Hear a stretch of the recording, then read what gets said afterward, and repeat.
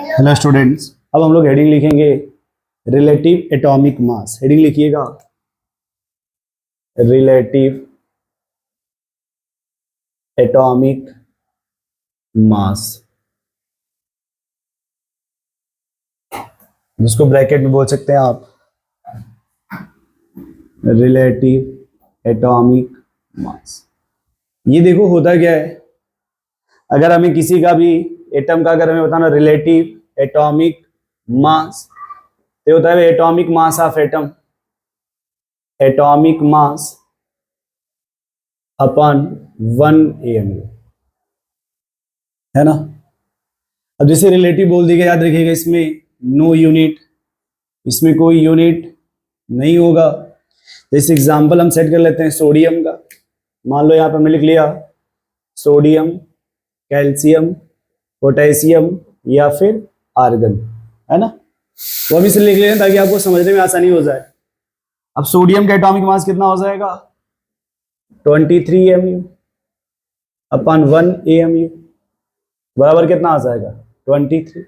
Calcium का 40 AMU by 1 AMU, तो कितना आ जाएगा 40। पोटेशियम का 39 AMU बाई 1 AMU, कितना आ जाएगा 39। आर्गन का 40 AMU अपॉन 1 AMU, तो कितना आ जाएगा 40, है ना।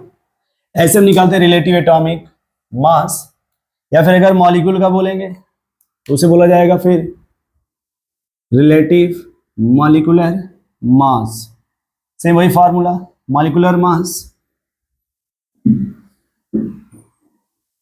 और ये किस में लिखा जाएगा AMU में, AMU अपॉन 1 AMU। जैसे अगर हमने मॉलिक्यूल पहले लिख लेते हैं यहाँ पे CO2 H2 NH3 PH3, पहले सबका मॉलिक्यूलर मास लिख लीजिए, है ना। ये हो जाएगा 12 प्लस 2 इंटू 16, ये 2 into 1 plus 16, 14 plus 3 into 1, 31 plus 3 into 1। ऐसे देखिए इसको, ये हो जाएगा 44 AMU अपन 1U, हो जाएगा 44। ये आएगा आपका 18 AMU अपन 1 AMU, हो जाएगा आपका 18। ये आएगा 17 AMU अपन 1 AMU, जो हो जाएगा 17।